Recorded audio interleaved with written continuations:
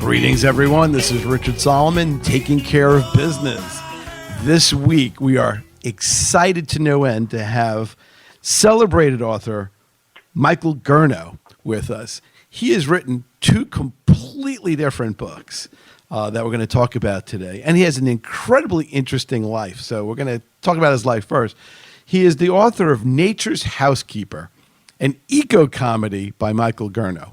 Now, eco-comedy, that's a new one. Now, juxtaposed to that is another equally opposite and incredibly serious, detailed, well-researched book called The Edward Snowden Affair. Now, everybody knows about Edward Snowden from the news, and we're going to definitely talk about that in the third segment of the show.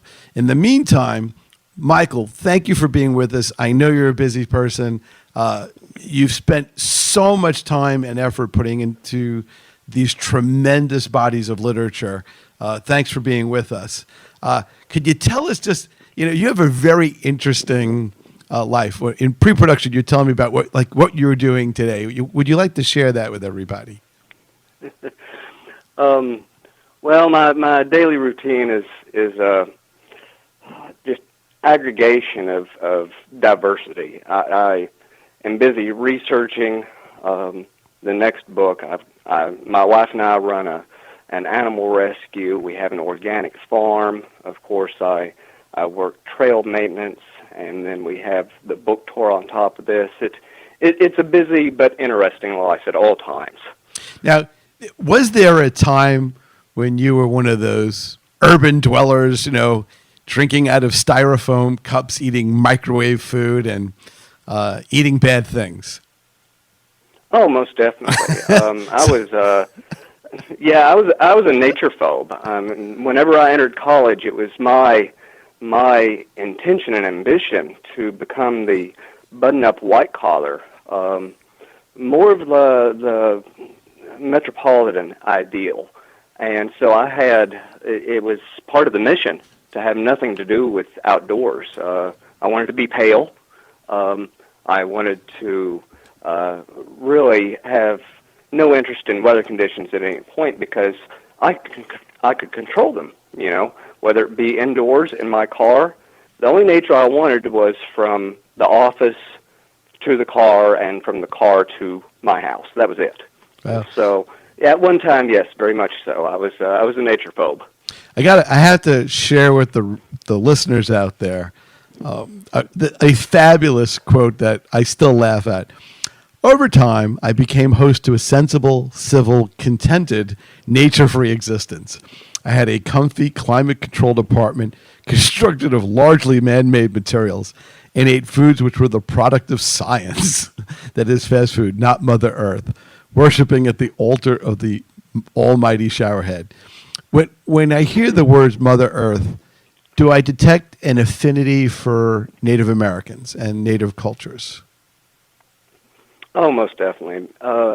It's with them being so bound to nature's resources. I mean, they had a respect for them, and it's something that I mentioned in the book that as civilization developed, especially Western civilization, we grew apart from that connection, and we didn't really begin to appreciate what we'd lost until it was already gone. And we see it in our literature. It starts with the Romantic poets in England, and then once the frontier in America was conquered, that's when we start seeing nature writing in both spheres actually start appearing, because that's when we realize we've lost it. And so for us, as Americans, we go back to our Native American peoples that were here, and that's our models for who truly appreciated and really had that last connection on the soil that we're on. So how did we lose it? I mean, I know this is not really in the book per se, but how did we become so far afield from the very earth that carries us, nurtures us, and sustains us, and ultimately recycles us? Oh, that's a really good question. I think it's a mixture of factors. First and foremost, it's just hubris. Man's incessant need to dominate everything, and we've seen it get progressively worse and worse and worse over time. And as we've done that, we take for granted. Once we've conquered, we don't look back. It's the next thing that we've yet to really pin down. That it's just a narrow field vision, and I think part of it is also the Protestant work ethic. It's difficult to really pull it together, but I think that also had a lot of influence on how, especially Americans, approached the frontier. I mean, we didn't try to assimilate with it as we saw the Native Americans, as you mentioned, had done. We wanted to flatten the ground and really control every aspect of it that we could, because there was ego, but there was also finances involved. And we're still seeing that in the 21st century, unfortunately. Yeah, one of the questions I have, and I don't know if there's really truly an answer to it, but is there an economic model that's not necessarily based on growth, but more on sustainability and, I don't know, efficiency, as opposed to consumerism and waste? I think the ideal that there could be one is there. Have we actually seen one manifest that's been excessively successful? Maybe the seeds of it in some of these green companies and green initiatives, but still to this day, it's hardwired in our heritage. You get the product first, and if the product comes from nature, we just keep plundering it over and over and over until we have nothing else. We see that with the oil industry. I mean, we're having to resort to fracking just to meet our needs, and it's dangerous, it's very aggressive, and all the studies there show this is very, very dangerous. I mean, we've got states within our country that are banning it outright, and that's really a sign, I think, of the desperation and the myopia involved with our economic approach. I believe New York State is one of those places that has banned fracking. Yes. So let's rewind. There was a time when you taught a little pre-law, and you were a professor, from what I understand. Yes. And you married a hippie. Unknowingly at the time, yes. Right. I do remember that disclaimer. So let's go back. What propelled you into the world of academia, and what pulled you out or pushed you out? Was it a pull or was it a push? Well, it was a pull in and a push out. Definitely, that was exactly how that cycle took place. I really had no interest in going into literature. I was a literature professor first and foremost, and then I got pulled into doing pre-law on the side. And the reason I got into literature was really an in-joke. In high school, I had no interest in English or books at all. I wanted to be a visual artist. And I was a prankster in high school. And what I did my senior year was I tried out for Quiz Bowl or Academic Bowl as a joke, and they took me on. And I think it was largely for comic relief for the heavy hitters that were the high school I went to. We made it to state every single year. So I think they just needed me as a comic relief for the bad boys. But during practices, they would ask literature questions, and what annoyed me was that my peers, my fellow students, would answer these questions. Who is the main character in this book? Who wrote this one? But they knew it from memorization, not through experience. And the question we kept seeing over and over the year that I competed was it related to 1984 by George Orwell, and I got fed up with that. So I thought, all right, even though my teammates are memorizing the answer, I actually want to know it. And this was my mistake. I sat down and read 1984, and it set a fire underneath me. And I just stumbled across, out of pure interest, Fyodor Dostoevsky, 19th century Russian author. So I read them back to back, and that pretty much made the sale for me. Literature grabbed my attention right then and there, and it never let go. So that was the pull in. The push out was, and I mentioned this in Nature's Housekeeper.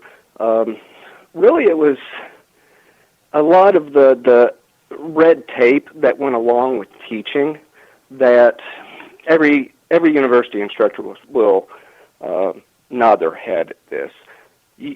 The majority of the time spent and energy devoted to teaching is not directed to the students. It deals with the internal politics of academia, and it grew frustrating for me. And essentially, I sat there discontent for many, many years. And as I mentioned in the book, the drive there to get out was stumbling across Henry David Thoreau, and that pretty much was the straw that broke the camel's back. Right, but in the He book, was my model. Go ahead. Yeah, go ahead. In the book, you said you were warned twice not to read it. Yeah, so what? exactly. So what? How'd that happen? How did you read something that you were told not? Was it just like, don't touch the top of the stove, you'll get burned, and you just do it anyway, or was it like? Well, I discussed that in the book. I thought it was odd because the book in question was Walden by Thoreau, and of course it's an American classic. And the individuals telling me not to read it were at the time my mentors and other professors. So I had a philosophy professor that said, "Oh, don't worry about it. As long as you understand self-reliability, you don't need to take the time to actually read it." The soundbite. Yeah, I mean, it boggled me, and I guess it's just that rebellious nature that I referred to in having in high school. I thought, okay, I want to know why I'm being told not to read this. So I finally sat down and read it, and it's a beautiful, beautiful work. It was just jaw-dropping. And so I thought back, and I talk about this in the story. My best guess about why they said don't read it is because they were perhaps nature phobes as well. I mean, they didn't connect to it. They didn't see the value in it. I don't think there was any maliciousness involved. They just didn't value the work as much as they did other pieces of literature. So that's my best guess. Jumping around, because the way I conduct these talks, you never know what the question is going to be, but even me. When you read 1984, was that the jumping point for the Snowden book? Probably subconsciously, yeah. I mean, it stayed with me. That was, I first read that book 20 years ago, and clearly it had an influence to push me in literature, but the undertones, I cannot deny, probably were continuing to resonate with me whenever Snowden hit. I mean, it's hard to say that wasn't one of the driving factors. Okay. Now, Snowden was your first book, right? Correct. All right. And yet, you're the organic farmer. Had that happen? Why was that? Why was that first and not Nature's Housekeeper, or something akin to that? I'm just curious. It's a matter of honestly, I get bored easily. Whenever I started teaching, which was around 2000, this was really whenever the internet was hitting big. People realized it was going to stay around. It was a force to be reckoned with, and universities were beginning to get this idea, hey, we could possibly teach courses online. So I was one of the first instructors at the university I taught at that they asked, they said, would you be interested in trying this? And honestly, I think the only reason they asked me is because whenever I was an undergrad and I had to commute back and forth. I didn't have enough money to live where I was going to school. So I spent a lot of time in the computer lab, and I developed web pages. So I think that's really, they were just looking for someone that could turn on a computer at that point. So I had the background in IT, and with my undergrad being in philosophy, and I had an interest in law, I just happened to be in the right place at the right time with the right skill set. All right, speaking So of time. just sheer coincidence. Speaking of time, that's the end of segment 1. Richard Solomon with author Michael Gurnow. We'll be back right after this. Keep it locked into Taking Care of Business.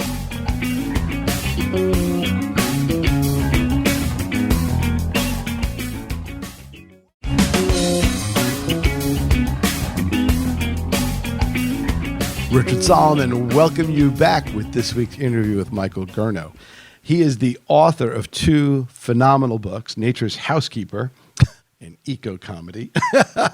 usually the word eco and comedy don't go together. Usually it's like eco-friendly, but we'll talk about that shortly. And then the Edward Snowden affair, exposing the politics and media behind the NSA scandal. We'll get to that in part 3.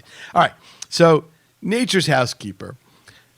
In the first segment, one of the questions I asked was, why have we lost touch with our connection to nature and the natural world? And one thing that always struck me, and you talk about this in the book, is how little things can take us down, like a virus. Viruses are pretty small, and they can pretty much wipe all of us, dominant species people out of the face of the earth. And you talk about an incident with a tick, and that kind of reminded me of that. Do you want to share a little bit about your tick incident? And the only picture of anything that you have in the book are little ticks. Kind of noticed that. Early on in the book, I chart the character's progression from being a nature phobe to a nature lover, and in the early chapters, you see him definitely being terrified of anything natural. And at one juncture, he's traveling back from a very long camping weekend, which he realized in retrospect he had no business going on. And to top off this horrendous 72 hours, he realizes he has a tick embedded in his leg. And being the academe that the character is, he just instantly tries to survey his memory for all of the types of diseases that he could be getting at that exact moment. And it's just I saw it with myself whenever it occurred, but I now, as a trail maintenance worker, see this response with a lot of people all the time, and I can't help but laugh at every turn because it's just, I was there. I empathize. I remember one of your terms was, I can die from this ptosis. You're going to die osis. Yes, exactly. Yeah. I thought that was great. Now, the thing is, Lyme's disease and all this stuff is really scary stuff. So yes, in many ways, are you facing danger when you're out there between all the kinds of potential venom, bites, critters, and little things and big things? And I guess most definitely. It's depending on where you are in the nation. Whenever you go hiking, I mean, there's going to be different elements of danger. I mean, you go to the Pacific Northwest, you've got to deal with bears. You go to Texas, you've got a lot of venomous reptiles. Where I'm located in the central U.S., it's not the big things that will get you. It's the very, very small things. I mean, ticks are a huge concern, Lyme disease being one of the foremost in people's minds, but that's one of many, many diseases that they carry. But it's occupational hazard. I mean, every job has its risk, some not as potentially devastating as perhaps mine, but it's cost benefit. I enjoy it, and I think it's worth the risk. So how did you learn all of the things that you needed to learn, having gone from suburbia where they cut down trees and name streets after them, as you say in the book, to, I love that line, where do you live? On Elm Street, where there's no elms. Exactly. So what did you do to learn? I mean, I'm sure you didn't sit out in the wilderness with like a tablet computer, because there probably was no Wi-Fi to help you. But Exactly. what did you do to really learn sort of the ins and outs? Now, I know we see all these TV shows about survival, but, you know,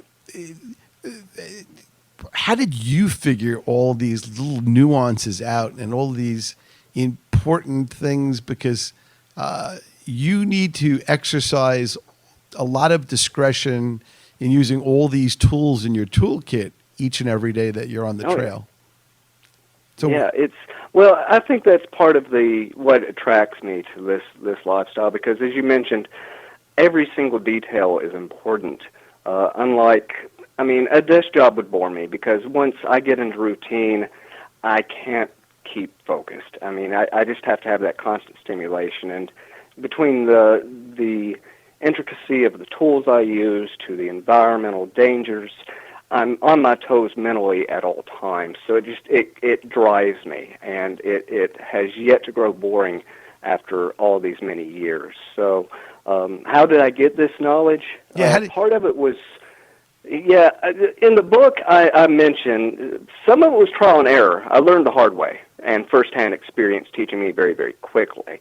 But once that learning curve dropped off and I didn't die, I went back, and because I grew to have a love and interest for biology, a lot of self-study, and fortunately having the academic background, I knew how to chop through a lot of the fat and get to some of the more core text that could teach me and direct me this way. So it was I was literally a student in the classroom, and I became a student of the wilderness, essentially. How has that shaped you as an organic farmer? And are you different from other organic farmers because of your connection to the natural world? Oh, it's definitely had an impact. Once I stepped out of the city into the forest and got more comfortable with it, and I allowed myself to slow down and watch how nature operated, I grew to have a great respect for it. I mean, the dynamics of survival is just endlessly fascinating. But the impact on me as an organic farmer, I don't think really deviates a lot from many others, with the exception of perhaps I have a huge push with what I grow to have native species. A lot of farmers will grow non-native species because they sell tomatoes, eggplants in the Midwest, and I try to grow, mind you, a lot of native species and sell those. Okay, so I'm still in the land where they cut trees down and name streets after them. What are the more native things to your part of the world? Well, it'd be easier to reverse engineer that question. A lot of the foods we eat did not originate in even North America, say nothing of the United States. Tomatoes, corn, potatoes, these are all imported. And the law of the jungle, so to speak, is whenever you bring in an organism that's not native, that did not grow within the region in which it appears, it has no competition. So, best case scenario, you'll find some predator that feasts on that like it's going out of style. But worst case scenario, and we see this with Japanese beetles that ravage the trees, rose bushes every single year. We see it with kudzu. You find organisms that have no competition and just take over an environment. So that's the difference. Okay, so what do you grow? What do you? Oh, what do I grow? So what do you grow? Apologize. Yeah. Admittedly, there are some that I will get into. I'll grow okra, which is from Africa, but I grow a lot of native raspberries. I do a lot of lettuces. A lot of people actually deem dandelion as a weed, but it's one of the most nutritious plants, early spring plants there are, so I'll actually make a point to cultivate those. It's a diversity of things. Well, there's native grapes. We also see a lot of cherries in this area, and I've got a cherry orchard. Oh, nice. So it's a matter of doing some research and seeing what's compatible with the area and really working with it. And then if you insist on doing some additional imports, doing those on the side, but understanding, the dynamic involved. So I have to ask you a little bit about okra because I'm a big fan of okra, and Sure. the cuisine of my ancestors included okra. How did okra get to Europe? And then how did it come? And then how did it come here? You're asking a Michael Pollan question there. Honestly, I do not know the exact answer. My best guess would probably be, since it's a African plant, it probably migrated with the slaves. I would suspect, if I had to guess. But once again, I'm no authority about the history of all foods. Oh. But that's probably a safe bet. I mean, we see it in American cuisine in gumbo. I love gumbo. Which is, yeah, it's part of that French amalgamation that we see with Cajun cuisine, and that's retained there. But to answer your question, I don't know actually. All right. I'm going to tell you a quick story, and I'm going to ask you a question based on that story. When I was taking Sure. a tour of the Fire Island National Seashore in Long Island, Suffolk County, we went out with the park rangers, and what was interesting is we would actually eat. It was an eating tour. They'd say, "Oh, these are beach plums," and you'd eat them, and we'd eat other things along the way. And it was kind of interesting because I would never have done that in the absence of instruction. Mm-hmm. Do you eat on the trail? Oh yes, most definitely. What are the things? What do the vending machines offer? Oh, it depends on the season. Once I learned to identify wild edibles, it's a smorgasbord whenever you're walking through a forest and can just pick from nature's bounty. There's a plant called greenbrier, which is a vining plant, which hikers call it trail lettuce because it's just a leafy vine, and you can just pick from it and nibble on it as you go. In our region, black raspberries are abundant this time of year, but it's a mad race to get to them before the deer do. In the fall, there's a lot of people don't know this. Roses are edible, but the actual seed pod of the rose, called a rose hip, looks like a little bitty miniature pomegranate, and once you extract the seeds, and because they have arsenic in them, the rind actually has more vitamin C than an entire orange. So it's just a matter of, doing some research, and by no means doing this on your own. As you stated, you need a guide. You need a regional expert to hold your hand. But when in doubt, you leave it out. But there are some that there are no poisonous imposters, and I just typically I start there and move forward. So how has this in turn affected your eating as an organic farmer? Do you try to eat things more seasonally, and do you eat things that are blended differently? And is there a Nature's Housekeeper cookbook on the horizon? That's a very interesting question, because in the book I mention my wife's shift from being a metropolitan person to a nature-loving hippie, and she was sort of a a driving force behind my worldview shifting. And she, what the vital element that moved her was a book called Animal, Vegetable, Miracle by Barbara Kingsolver. And I think that's really the standard by which people that are interested in food, respectful of the organic movement, what Barbara does in that book is progresses through a full season of seasonal vegetables.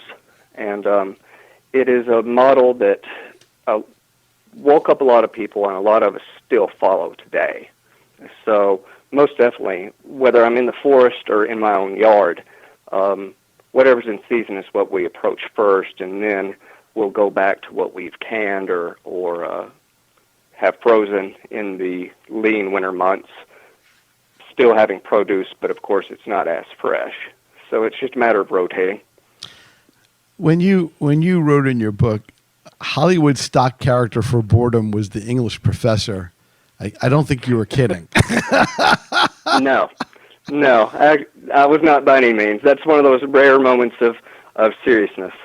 So how do you view yourself now? As an adventurer, as the gatekeeper, as a guardian, or something that conglomerates all of those things? In respect to the environment, you mean as an instructor, or in general, you go to every day. You're involved with animal rescue, organic farming, and tending. I mean, you wear so many hats. How would you describe what you are? You're certainly not the bored English professor. No.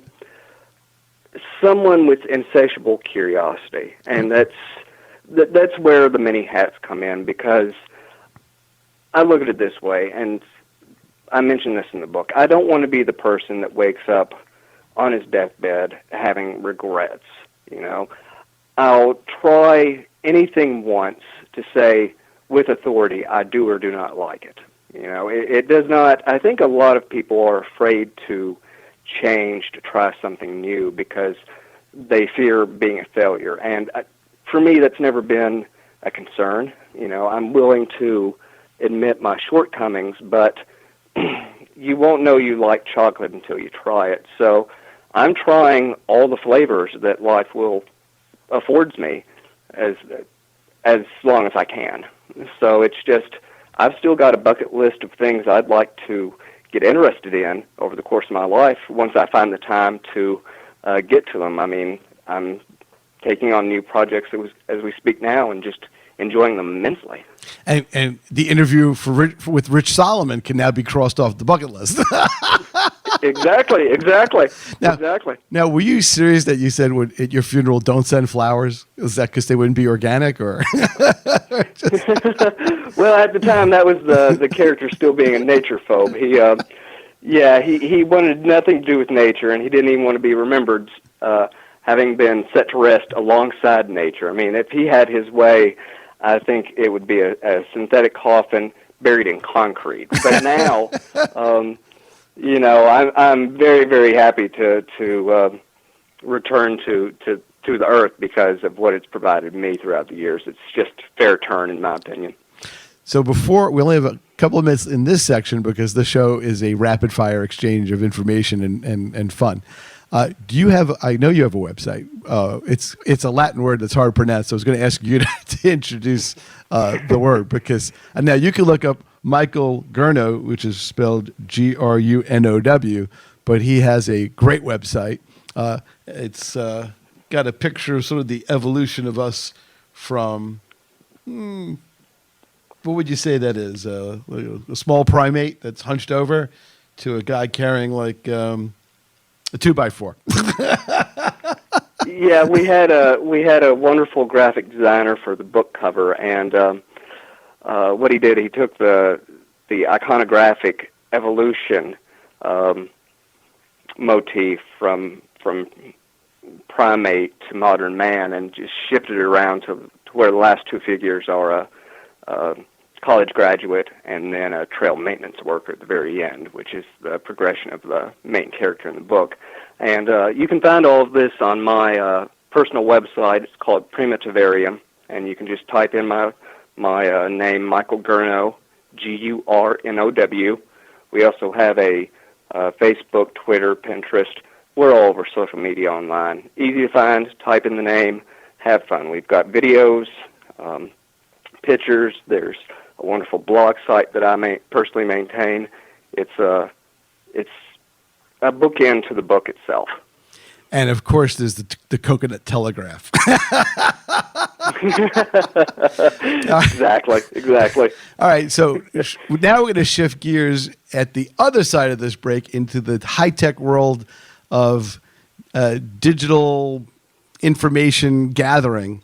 So we'll be right back. This is Richard Solomon. Keep it here at Taking Care of Business. We'll see you in a minute. Thanks.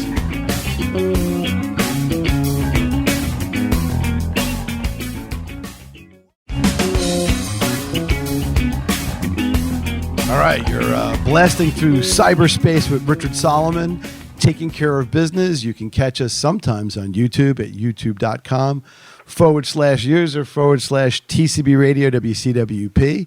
You can catch us by email at TCBRadioWCWP@yahoo.com. And of course, you can call us at WCWP 516-299-2683.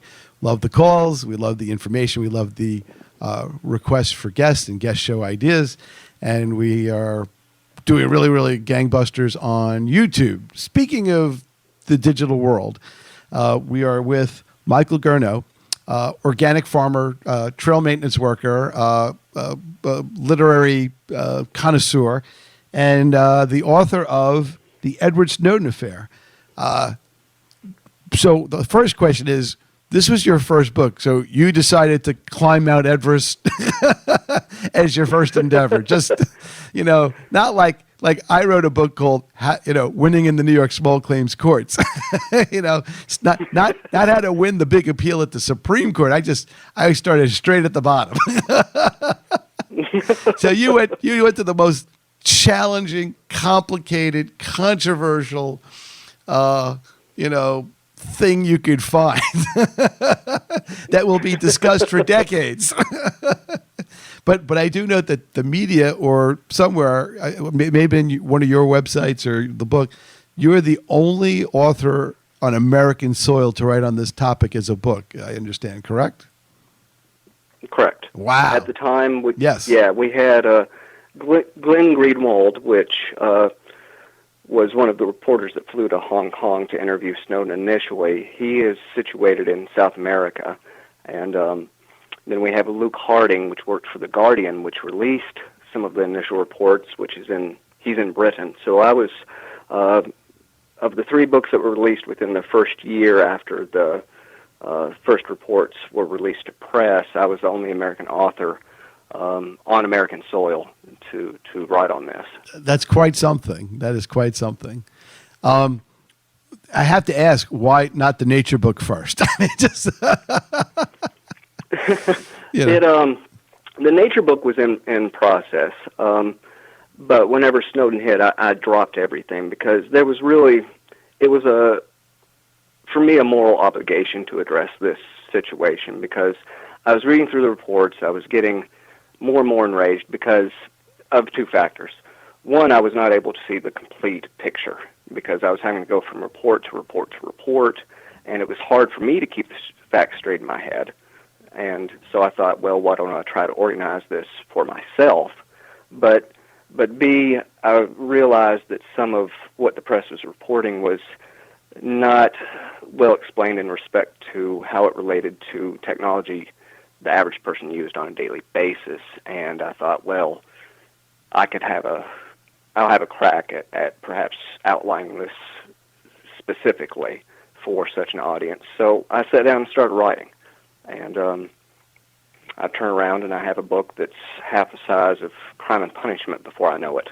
So that's the dangers of just approaching a project to see what happens, quote unquote. You wind up with a doorstop. Now, did you sequester yourself for like months to write this?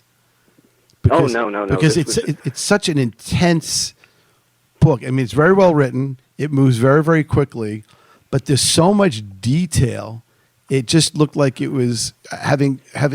I'm a writer, and I write for a living. I write as a lawyer. I write briefs and memos. And one of the challenges I have as a author of those types of works is to try to take complexity and make it simple. But this is very complicated stuff. There's a lot of stuff going on. There's a lot of moving parts. And to organize it, I assume as a lot of this was unfolding at the time, must have been an extreme challenge to keep organized in your head, your files, and to make it fluid and understandable for non-technology people. Oh, yes, definitely. It was, I think someone told me that the total tally on the cited sources in the back of the book were numbering somewhere a little bit past 900 sources.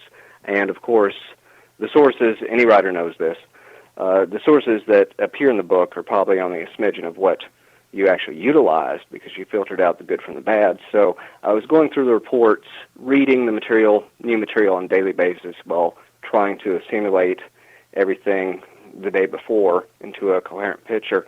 But, time was of the essence. I started writing. There was an article that really enraged me, and it's the reason it put my butt in the chair in front of the computer. It was a CNN article, which I think was trying to wag the dog a little bit. So that came out in mid-August, and that's whenever I started writing, and I finished October 31st. So, it's just a matter of a few months because we had to get it edited, get it to the press, because we wanted to get this out to the people as quickly as possible. So, those were 15-hour writing days for me. Right, and were you kind of numb at the end of each day? Were you just numb and drained? No, because as a writer, one of the things that I've learned as a writer was the luxury of taking something that you've written, put it down for a while, and then looking at it as if someone else wrote it, and then you'd say, "Yes, wow, who wrote that? That's terrible."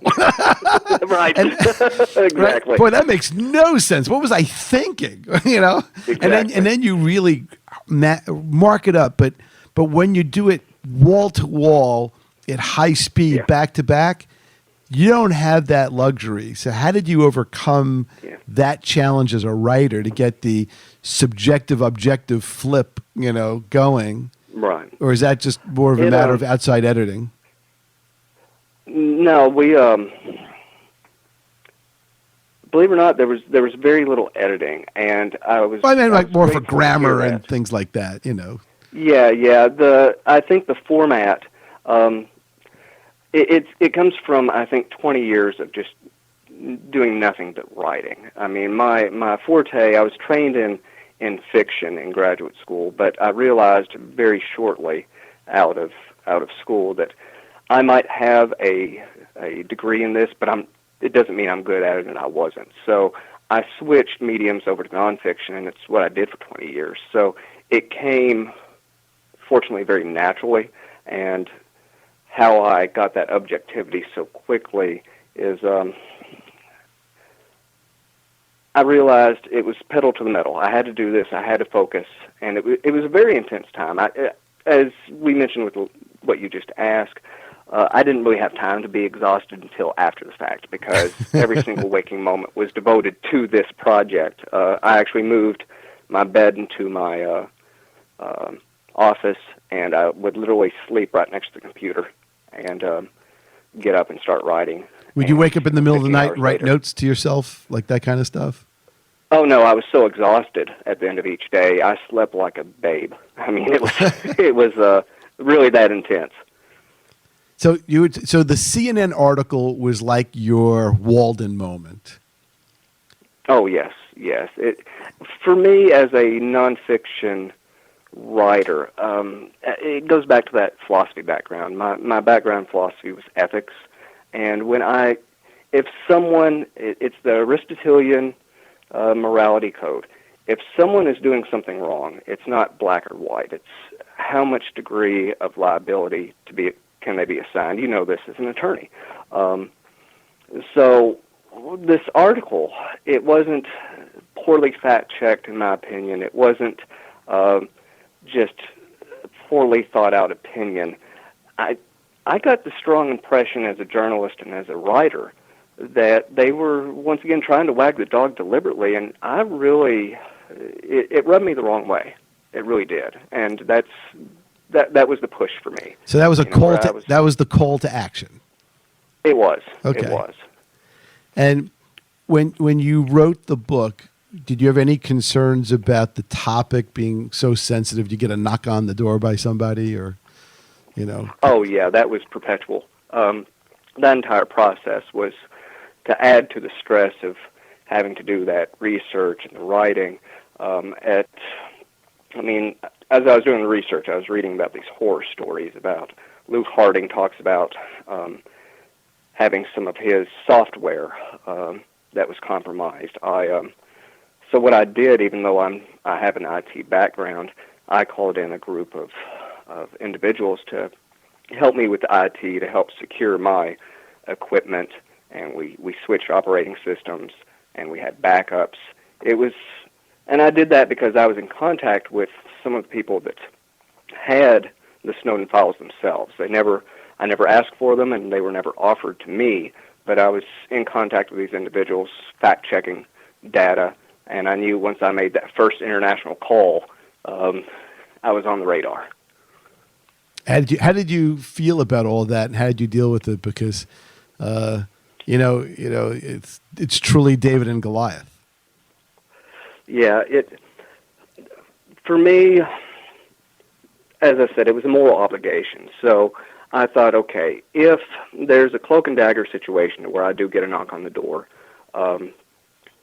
what we try to do early on, once we realize the project is a go, we greenlit it, is to put word out there that it's being written. So if something were to happen, if the book was delayed for whatever reason, the public would know and hopefully would ask questions. So we were hoping that would give us a little bit of playroom if something like this were to occur. But it's just, I think, part and parcel to accepting this project. I mean, you realize going into it, there might be that little asterisk that you're going to have to contend with, and you just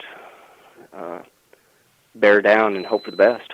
Well, I certainly admire your courage for doing it, because this is one of, the media in general tends to steer away from almost anything that is not infotainment, and certainly not hard hitting and analytical and thoughtful in general, let alone controversial. And most of the controversy we see are kind of really things that don't really make a difference in the world.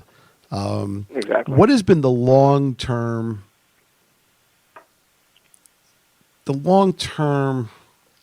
feedback that you've been getting? You're getting different kinds of feedback from different kinds of people, when you're at book shows or when you're in technology groups. Do you get different kinds of feedback from different constituencies, businesses? Oh, most definitely. And I mentioned this in the afterword. I mean, I saw it in the research, and then I got to see it in the flesh once the book was out and I started touring. You basically have three groups of people. You have the people that are so connected to technology, they don't care what the ramifications are. They're going to use it regardless. So that's really your out group, and any writing on this topic is not going to impact them. You have your individuals, the Luddites, that were suspicious already, and this is just more evidence for them to raise their fist and protest. And then you have your middle group, which, this is new information. It's eyebrow raising, and whereas previously they would have been, the out group and content, they're now pausing to consider, okay, what am I doing? What's the consequences of it? How can I impact change? So I got to see all three factions. From a consumer point of view, I note that you talk, whether it's direct or indirect, about how information about our buying habits can be extrapolated to the point where where they'll send you some kind of advertising about your next purchase. And I think you Yes. put something in there about a woman who they figured out was pregnant before she did. Yeah, just the basic. Yeah, that was one of the two most jaw-dropping things I found in my research. Just the data consumer analysis, to where they know what we're going to buy before we know we're going to buy it. Yeah. Right, and in many ways, we're our own worst enemy in this regard, because we put everything up in social media. We allow companies to, with our loyalty cards, figure out what we buy, and then they give us coupons based upon what we should be buying. That it probably is more profit driven. So in many ways, we don't really live off the grid enough, and we're, in fact, I have a feeling that we're probably the last generation of people that at least experience real privacy in their lifetime. I think going forward is going to be much more problematic, especially from just a living and consumer point of view, let alone, the fact that the cybersecurity intrusions, in that we read about in the papers, about all kinds of data being hijacked, by all kinds of people. That's also pretty upsetting. Exactly. It's and you make mention of this. We're handing it to them on a golden platter, especially with social media. And of course, the irony is we're not having this inflicted upon us. I mean, there's no law that states we have to have a cell phone. We are going out and willing to surrender our hard-earned money for what's essentially a surveillance device. I mean, that sounds sort of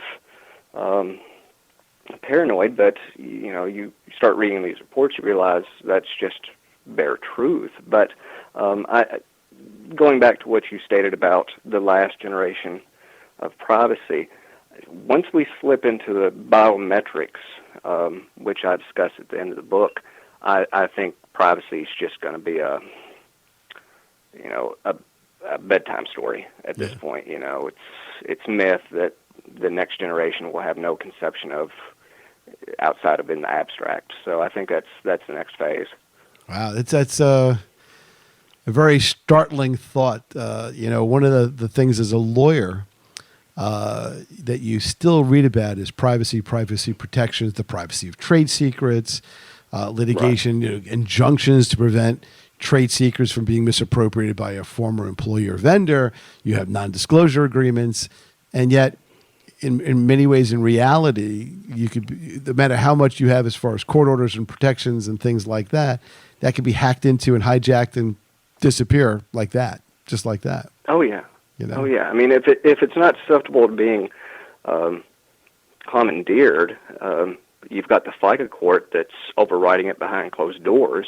It's kind of daunting. And I'll be honest, whenever I finished the book and stepped back and uttered a sigh of relief, it was really a sigh of depression. I mean, this is something that Americans expect to hear about North Korea and China, not their own country, based on freedom. That was the genesis for us to